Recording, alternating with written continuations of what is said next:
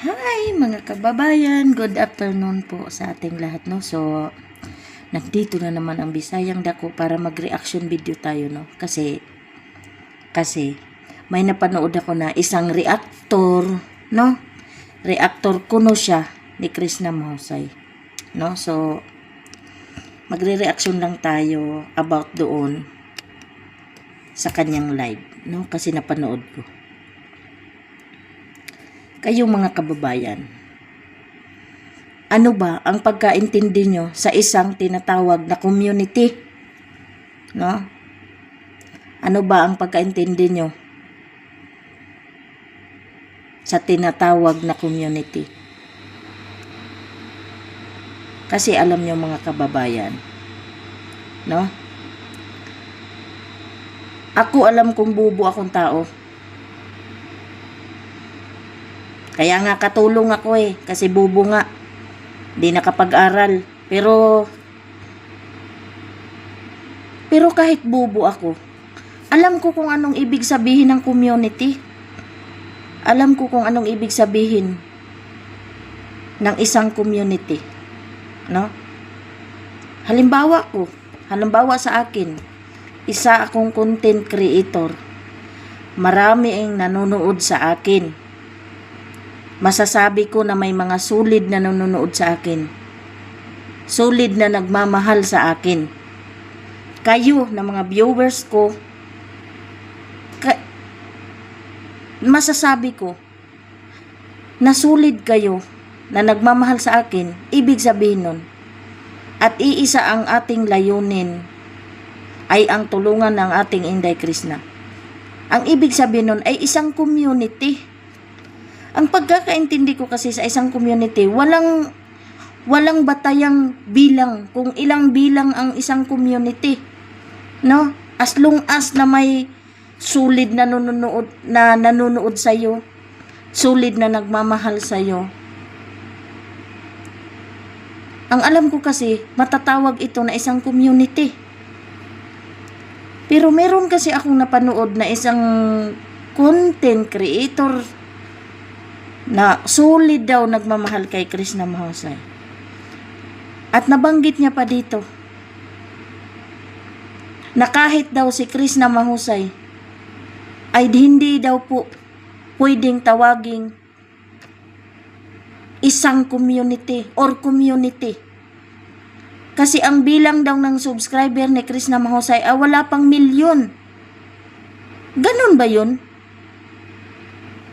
Kailangan ba talaga may batayan na bilang? Kailangan ba talaga may batayang bilang para matatawag mong community, isang community, no? So, kahit si Krishna, sasabihin niya hindi daw matatawag na isang community. Yung mga solid na nagmamahal kay Krishna Mahusay, hindi daw matatawag na isang community ni Krishna. Halimbawa, community ni Krishna. Hindi daw pwedeng tawagin yun na community ni Krishna. Kasi si Krishna daw ay wala pang milyon ang nagsusuporta, wala pang milyon ang subscriber. Tama ba yun? Talaga ba? Akala ko kasi, alam nyo, real talk to. Akala ko kasi ako na yung pinakabubo sa lahat. Pero meron pa palang mas bubo sa akin. Sus Mariosep naman talaga.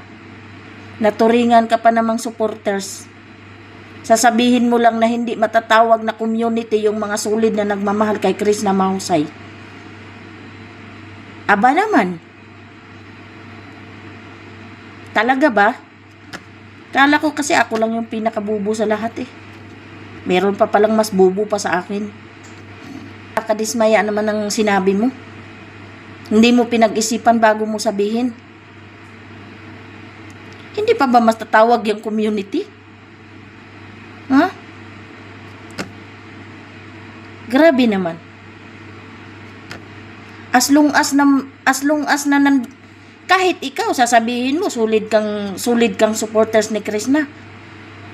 Nagre-reaction ka nga kay Krishna So ikaw na nagsusuporta kay Krishna. Ayaw mo na sabihin na kasama ka sa isang community ni Krishna. Ganun ba yun? Kasi hindi ka na, kasi ang batayan mo, milyon eh. Oh, paano nangyayari yun? Grabe naman. As long as na may nisulid na nagmamahal kay Krishna, tayo. O halimbawa na lang ha, kay kumaring OFW, maraming nagmamahal sa kanya. Sa kabila ng mga lahat ng nangyari, nandyan pa rin yung mga sulid na nagmamahal sa kanya. Isa na ako dun, sulid na nagmamahal sa kanya. Hindi ba matatawag na community yun? Hindi ba matatawag na kumaring OFW community? Eh maraming sulid na nagmamahal sa kanya. Hindi nga lang thousands, hindi nga lang milyon na sinasabi mo. Pero kahit 2-3 lang, community na yun. As long as na iisa ang layunin nyo, no? Iisa ang layunin, nagkakaisa kayo, community yun. Di ba? Tama ako o may tama ako? Bubo ako o bubo lang talaga sadya ako? Pakisagot mga viewer. Pakisagot. Nanggigigil kasi ako dito sa reactor na to eh. Sasabihin niya pang hindi matatawag na isang community ang ating Krishna mahusay. Hindi pa ba matatawag na isang community? Ang sabihin mo, hindi matatawag na isang community ang Krishna mahusay kung walang nanonood sa kanya, na walang nagmamahal sa kanya. Katulad mong content creator ka, nagdadaldal ka mag-isa sa live mo na kahit wala kang viewer. Hindi ba nakakatawa? Ikaw yung hindi matatawag na community. Oh my God.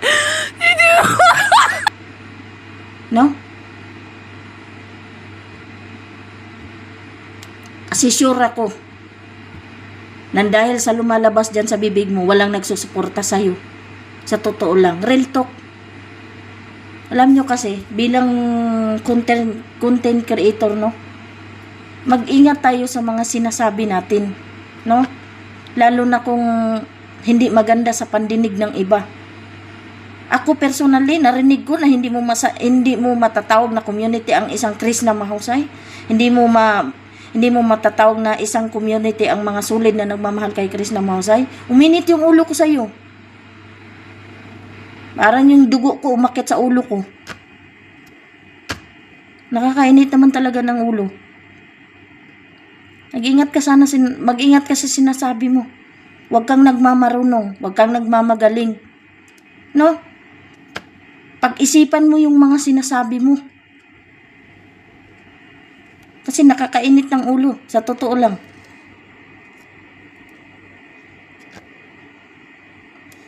Sasabihin mo pa naman, nagko-content ka, nagdadaldal ka dyan about kay Krishna. Pero dinadown mo lang yung tao. Ganun pala yung tingin mo. Ganun pala kaliit ang tingin mo kay Krishna eh. Huwag ka na mag-reactor sa kanya kung ganun pala yung tingin mo sa kanya. Masyado kayatang bubo. Sorry.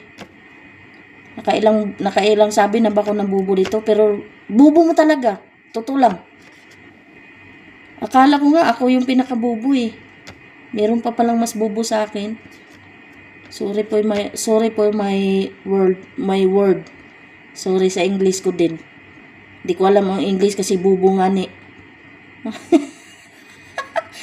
Pasensya na kayo mga kababayan, no? Uminit yung ulo ko ba?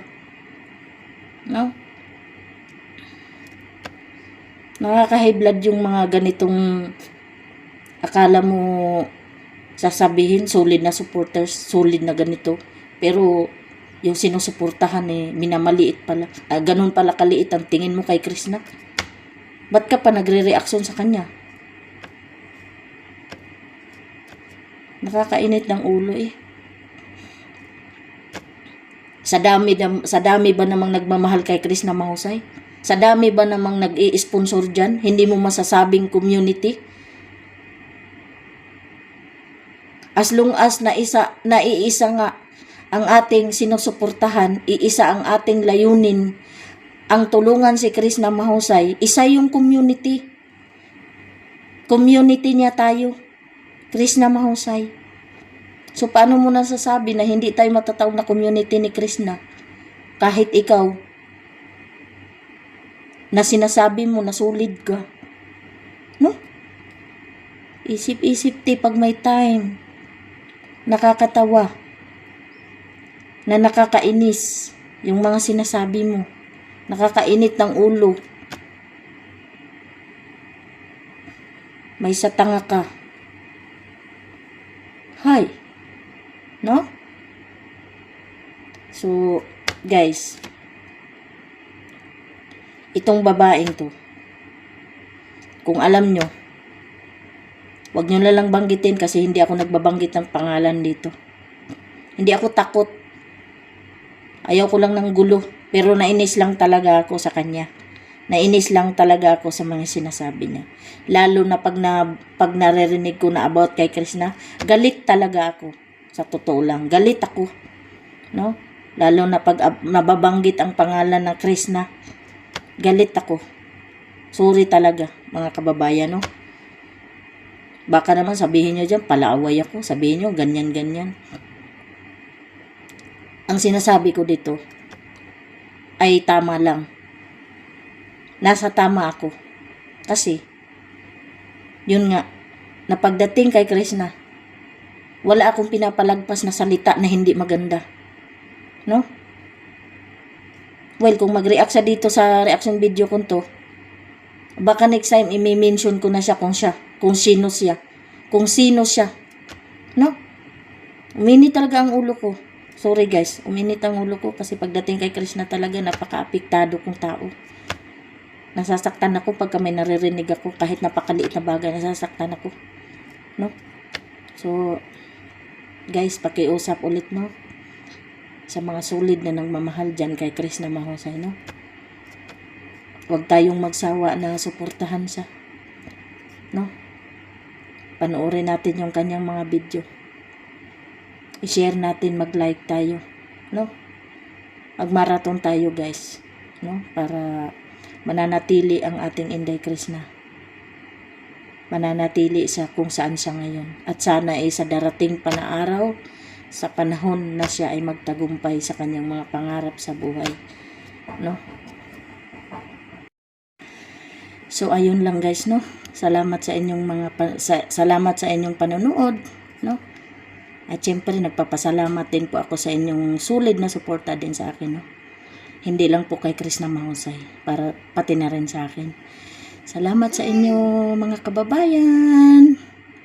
Salamat po, no, sa suporta. God bless us all po sa ating lahat. Bye-bye po.